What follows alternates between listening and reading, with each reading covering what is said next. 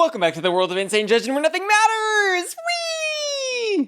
Hey y'all, it's me, Bustachio, and welcome back to Hot or Rot. Today, we'll be reviewing the premiere of RuPaul's Drag Race UK Series 7. This week, our cast of 12 queens from across the pond were challenged to showcase a signature drag look and field interview questions from very important queens at the Brit Gala. And the runway category was Queen of Your Hometown, looks meant to be inspired by the queen's hometowns. But the gag of the season is, this video's title is not clickbait.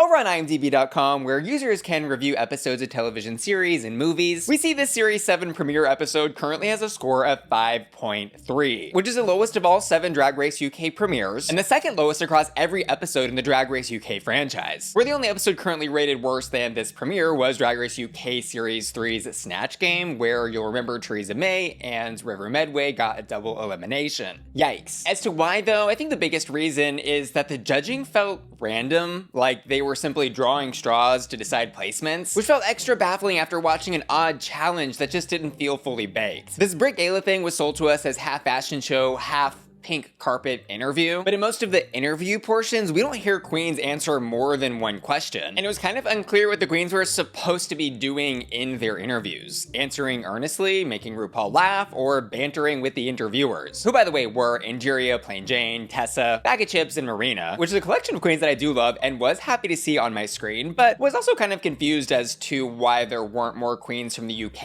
in this interviewer bunch, like for example Tia Coffee or Kyron Thrax, recent winners from the UK. But I bring up this list of VIQ interviewers here to point out that nothing about these interviews could be considered fair, because each of these queens had a drastically different style of interviewing, where we see Plain Jane being kind of antagonistic with the queens and Angeria just being her sweet, nice self. So we'll be going queen by queen to break all that down, plus talking a little bit more about the useless lucky cow twist at the end of the video. First up, and in the order they were shown at the Brit Gala, it's Chai Tea Grande, who in her Brit Gala look was kind of giving me the colors of a latte with the browns down to the white, maybe representing the foam of the drink at the bottom of this dress. And I like this hard versus soft concept she brought to this look with the chest plate over the dress at the top. And my only real issue with this look was I felt the colors should have been blended a little bit better and maybe ombre'd throughout the dress instead of done in a color blocking fashion, because it creates an awkwardness with the eye. But she does look pretty here, and I would give this look a safe hot. For the interview segment, we hear Marina Summers, who looks gorgeous by the way, ask her, what's your biggest fashion disaster besides this look? To which Chai Tea Grande simply responds, I don't do fashion disasters, it's not in my vocabulary. And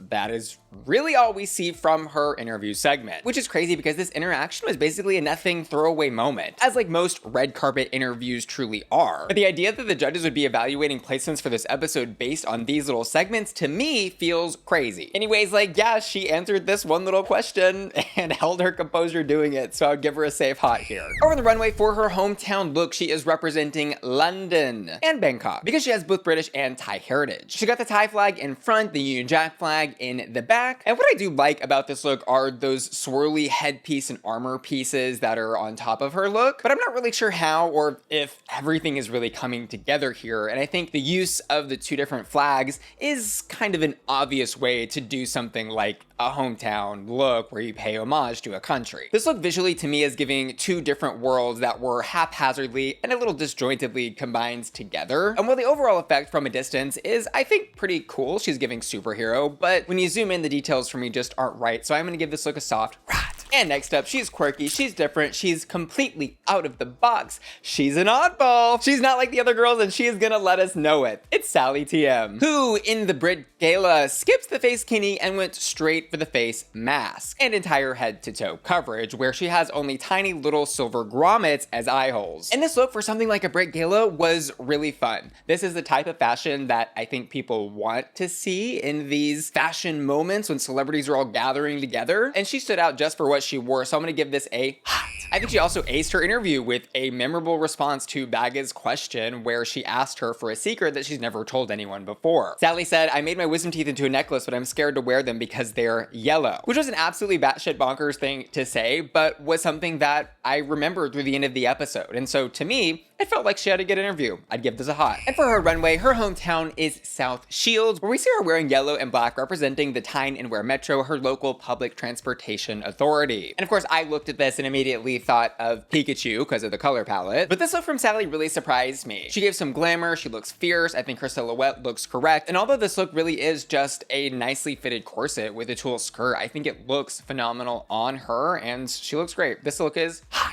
And next up is Catrin Feelings, who in the Brit Gala challenge is giving us glamorous duvet cover all twisted up. The queen of pillows, bed, bath, and beyond. And the shape of this look is... it's interesting, if a little odd in the way that it all kind of piles up in the bottom there, which like isn't my favorite thing going on here tonight, but I would give this a safe hot. And in the interview, Tessa gives her a little bit of a snarky question saying, normally I'd ask who you're wearing, but why are you wearing this? Where Catrin then explains that she came dressed as a Welsh leek-inspired outfit, where they then have a back and forth where they speak some German to each other, which again was like, what is even happening here, but okay. She seemed to have a decent back and forth with her VIQ and didn't totally break down on the mic, plus the German was fun, so I guess this was hot. And over on the runway, her hometown is Tree or Key in Grande Valley, where she says she is serving some Welsh realness in a traditional lady's outfit with the most insane, tallest hat I have ever seen on the Drag Race runway, which is like low-key kind of giving Babadook. Did anybody else think that? And my initial reaction to this was not great, because I didn't love it from a fashion perspective, but when you look at it through the camp lens, this is so ridiculous and stupid that it becomes really fun and entertaining. I think the proportions are right, and although it's certainly not giving avant-garde fashions or anything, it's entertaining and she looks good. I would give this look a safe high. And next up, grab your reading glasses, it's Silllexa Diction, who in the Brit Gala is giving us a look that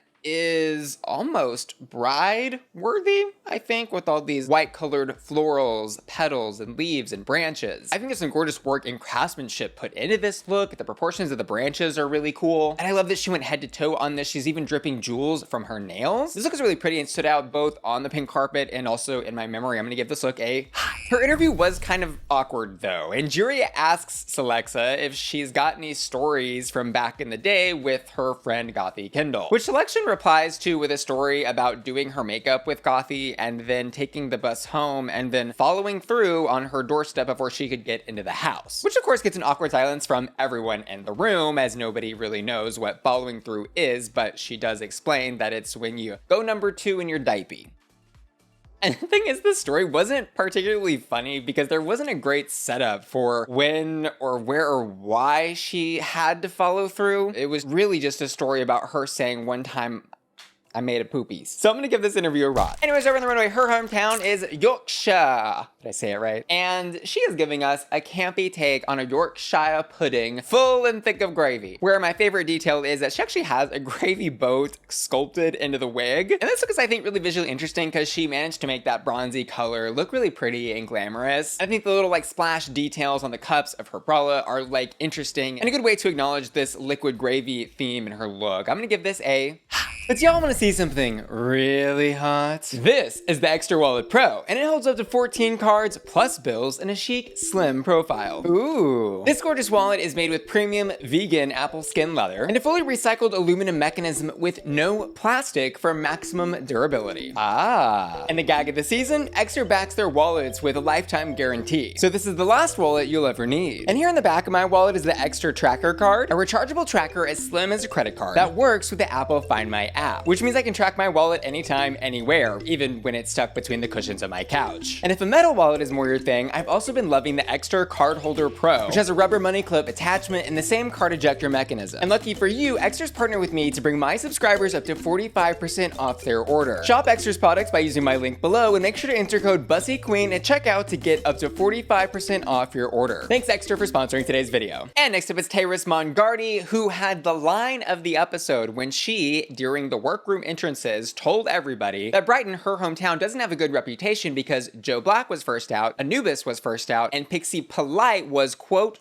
unlikable. Gag of the season. Like, that was actually such a crazy thing to say out loud on camera in front of other people, but go off, queen. And by the way, Pixie Polite did respond to this with a lengthy message posted to her Instagram, which I'll leave here and you can read later, but yeah, she wasn't happy with it. In the challenge, Tayris is in actually quite a gorgeous look. I love this blue velvet gown and the proportions she's used to create it. I think little peekaboo cutouts with that satin fabric on the chest are also really gorgeous. And I feel like this look is a more glamorous, realized, and mature version of like what Catrin was trying to do with her green dress, especially in the way that they both puddle in the ground there. I just feel like Tayris's is working a lot better. She looks great. I'm gonna give this look a Her interview though was kind of a train wreck, but I have to ask, was that a bad thing? Because in these celebrity interview moments that are so often just forgettable, aren't we really, or shouldn't we really be looking for memorable interactions? That should be the benchmark of how well somebody did in this challenge. Her interview was horribly awkward because she was paired with Plain Jane, who, before she could really get any questions out, was interrupted by Tayris over and over again. And I think seeing the back and forth between these two is the perfect and prime example of how the interviewers being different from queen to queen really impacted how the queens performed in this challenge. Anyways, because Tayris was cutting Plain off, I'm gonna give her a rot. Over on the runway though, where again her hometown is Brighton, she is paying homage to the pufferfish, which wasn't something that I picked up on immediately. My first thought was actually the Lady Gaga Mayhem in the Desert storefront from Coachella, which was yellow and spiky just like this look. And because I thought she was giving Coachella, I was really living for this, but when I learned it was supposed to be pufferfish, my love for it went down like just a point or two. Because I don't think anyone would have necessarily looked at this and thought of pufferfish. As to whether or not I actually like this look, I think the jacket and boot covers are good, the spikes are interesting, and visually this is a lot of fun, but there are some fit issues in the leotard, and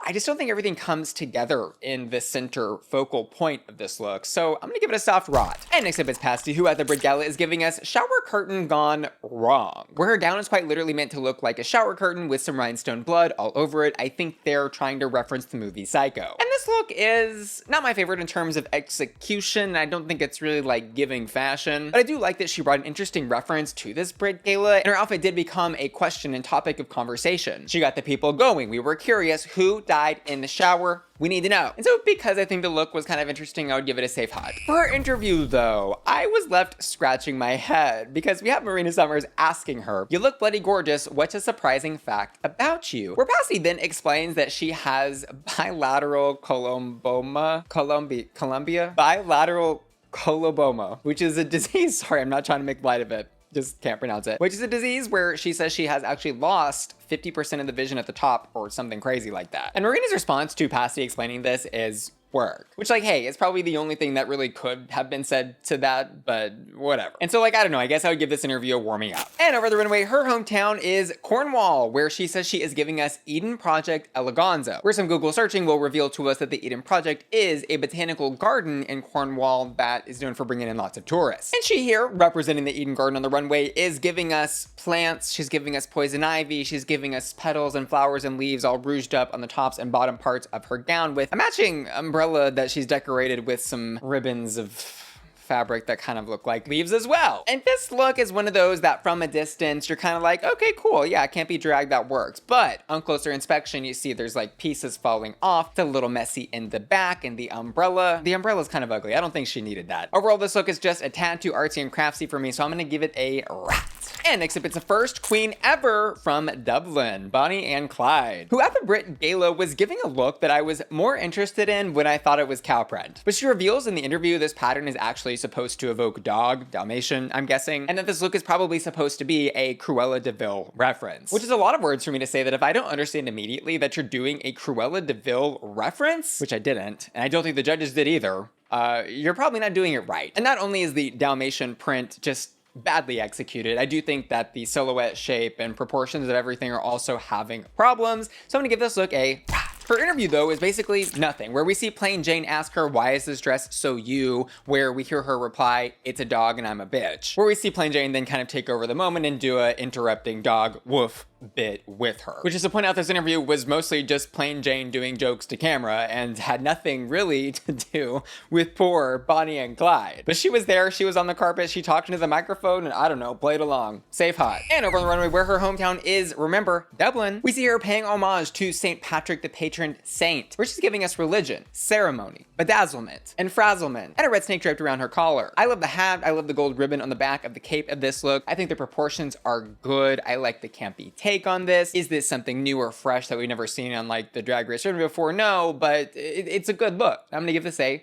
And next up, everybody grab your textbooks and open to page 3, who at the Brit Gala is looking, oh my god, gorgeous. Who's giving us looks, fashion, and severity in this deconstructed business kind of inspired look with the collar details, the ties, and the deconstructed suits coming down on one leg asymmetrically. The shape and idea of everything that she's done here is so visually interesting. This look is hot.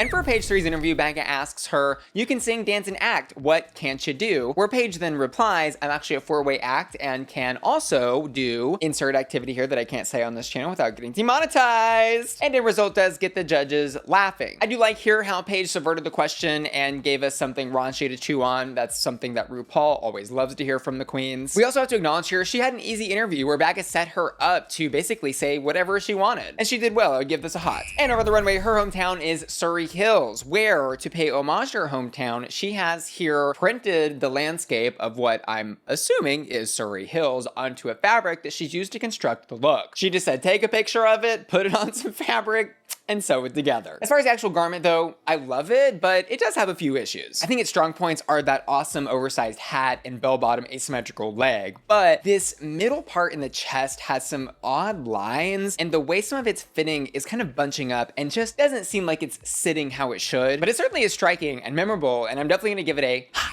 And next up, let them eat cake! It's Nyongbella, who at the Brit Gala is in a look paying homage to the one, the only, the most iconic drag queen in history, Marie Antoinette. And so y'all already know Michelle Visage was thrilled with that. But was this look hot?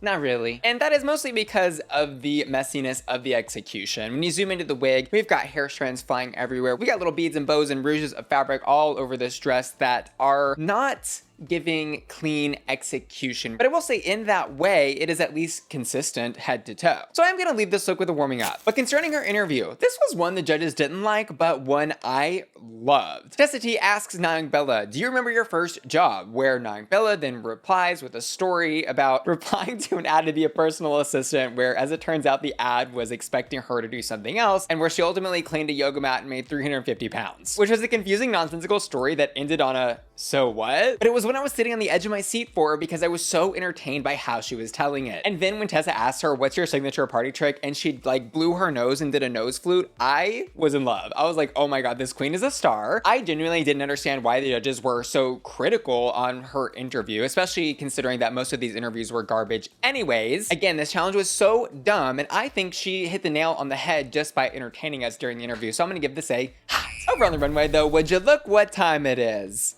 It's London o'clock, where we've got another look from Nyongbella that is quite rough around the edges. There's some fit issues in the dress itself, and it's hardly holding a shape. But oh my God, does this look have a lot of whimsy that I absolutely love? The idea of her just putting a clock on top of her head, stuffed haphazardly into a wig to represent Big Ben in London is crazy to me, and just so funny. And then she's got these pocket watch faces that are attached to the exposed skirt boning in part of her dress, and then leg warmers made of gold chains. Like, nothing about this look ever should or indeed does work, but y'all better believe I was inspecting this look head to toe because the details are just that crazy and funny. Anyways, this outfit was not Nyongbella's time to shine, so I'm gonna give it a rot, but it is a look that I'll never forget. And exhibits Viola, who in the Brit Gala is giving us an over-the-top red carpet draggy, glammy, kind of traditional, kind of vampy look in all blue. And this look to me was just kind of I don't think it says much about Viola's unique sense of style or personality. And considering what we've already seen from Viola in her entrance, promo, and even what we see later on the runway from her tonight, this look was just kind of a booger to me. And so I am gonna give it a rat. Her interview was another bizarre one where we have Angeria asking her what is Coventry, her hometown, where we then hear Viola tell a story about a lady who was known for flashing people and something about taxes, which didn't answer the question, explained nothing, and went absolutely nowhere. And so yeah, I guess I've got to give this a rot. Over on the runway though, I was goofed, gagged, stunned, shocked, gag bound, and chained. This look is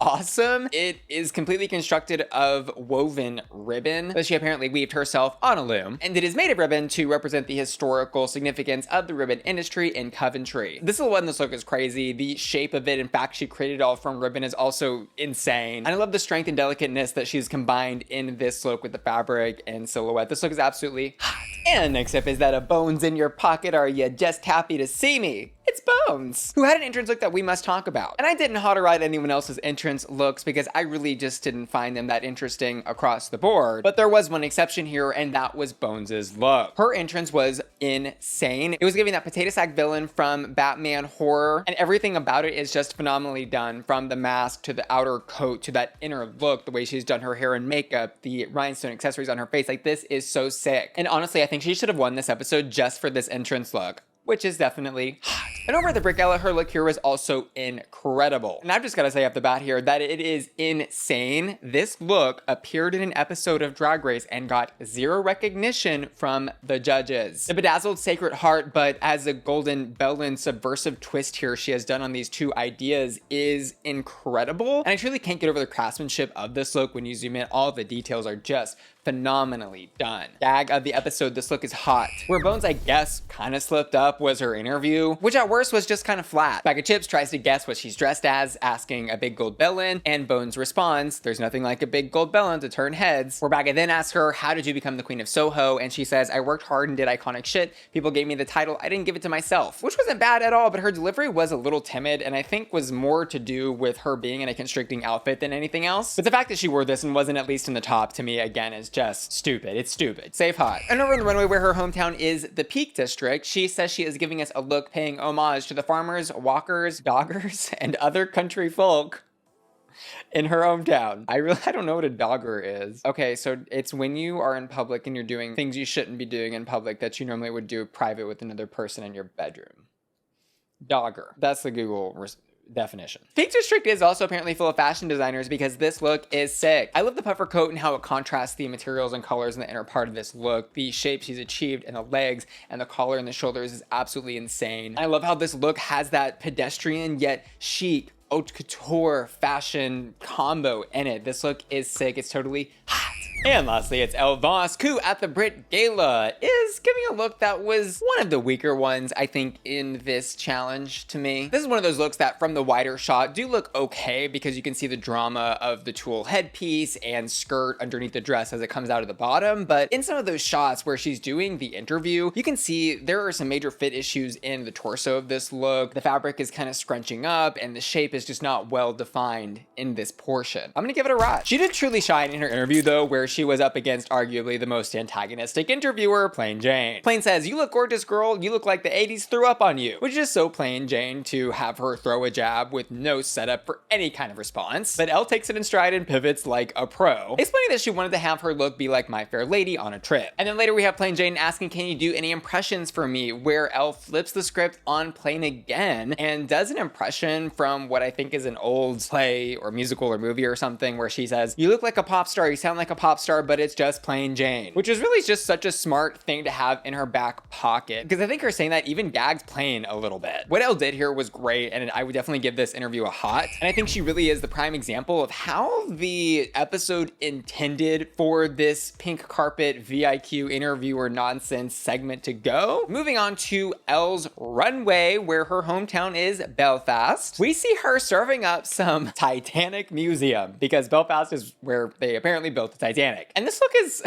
crazy. It's stupid, but like in a good way. That stupid sense of funny that drag queens have when doing stuff. What I don't like about this look is that it's so obvious and that she just literally is the Titanic. But I do like the sensibility about what she's done and how she's decorated it with the rhinestones and then how she's matched the shapes in her wig. Would I have liked to have seen something more fashion and maybe a little less on the nose camp? Sure, but I would give this look a hot. Which brings us to placements this episode, which yes, just felt completely randomly decided. Because really, and I mean really, how are we supposed to pretend like there is a fair way to evaluate one queen like Grande answering her interview question with one line versus another queen like Tayris having an antagonistic back and forth with Plain Jane? These two things were not the same, and there's no way that they ever could have been fairly evaluated or compared. Anyways, in the top this week, we've got Catrin Feelings, Paige 3, and Elle Vosque, with Elle Vosque, our Titanic lady, getting the win. And then for the bottom three, we hear RuPaul call out Nyongbella, Pasty, and Tayris Mongardi. But if you ask me how I would have decided placements, well, I scored each queen out of 15 total points for this episode, where I gave 5 each for the Brit Gala look, the interview, and the hometown runway. And after tabulating my totals, I found my top 3 were Bones, Sally TM, and Paige 3, where my bottom 3 have some tied points, but would have been some combination of Pasty, Nyongbella, Grande, and maybe Tayris. Where everyone else is safe, and then RuPaul introduces the lucky cow twist, because y'all wanted a... Never mind. The twist in this premiere is that the queens will be voting on who from the bottom 3 should receive the lucky cow, which will then save that queen from elimination. But the twist on the twist, because y'all wanted a twist on the twist, is that the lucky cow winner will only be announced after the lip sync is over, which means that the person who gets voted to get the lucky cow could potentially not even be lip syncing. And they could even so much as lose the lip sync, but then be told after they were told they lost that they're actually gonna stay because they got the lucky cow.